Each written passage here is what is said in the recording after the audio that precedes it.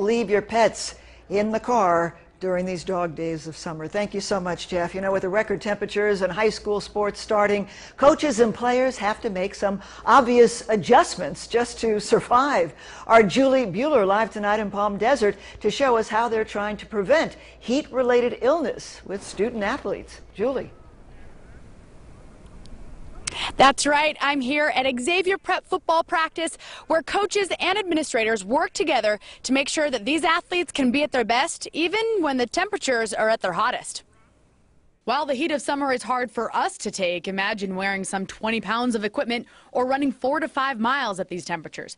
That's a challenge our high school athletes face, and their coaches, well, they face an even greater challenge of keeping them safe and helping them improve. We may have to go inside for a little bit, and once again, as we got talking a little bit more, we talked about, I'm like, after a while, the kids get into survival mode, and it's no longer about what are they learning. Yeah. It's more about, okay, I just have to survive this heat.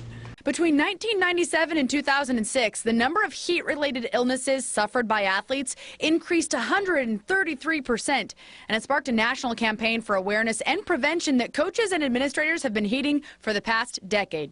Through the Coachella Valley, high school football programs are not allowed to wear pads for practice until August 3rd. From there, coaches gradually increase the amount of equipment worn and the intensity of practice as the summer progresses. For Will Attell, Desert Hot Springs High School's head coach, he said getting an early start to conditioning is the key to his team's success.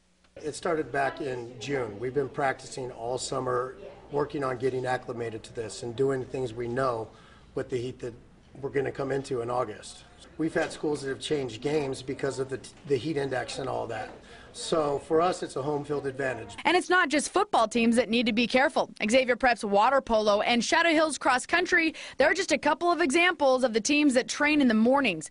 And for water polo, it's an interesting challenge. They're in the water, but they have to be very diligent to replace fluids with frequent breaks. It's definitely the misconception that just because we are in the water all the time, you stay cool and you don't have a problem. But actually you sweat so much and use so many fluids, and we have to be really, really careful, especially with the humidity, to be, to replenish on our fluids. Research shows that 2/3 of high school athletes show up to practice dehydrated. And of course, as we all know, hydration is the key to combating heat-related illness. But you can't just do it just before practice starts. So officials say make sure you're hydrating 24/7 if you want to be able to help your team. And parents, same goes for you. That reminder is so key. If you want your high school athlete to stay in this heat and do well, hydrate, hydrate, hydrate 24/7, not just before practice. Live in Palm Desert, I'm Julie Bueller, KMIR News. We have a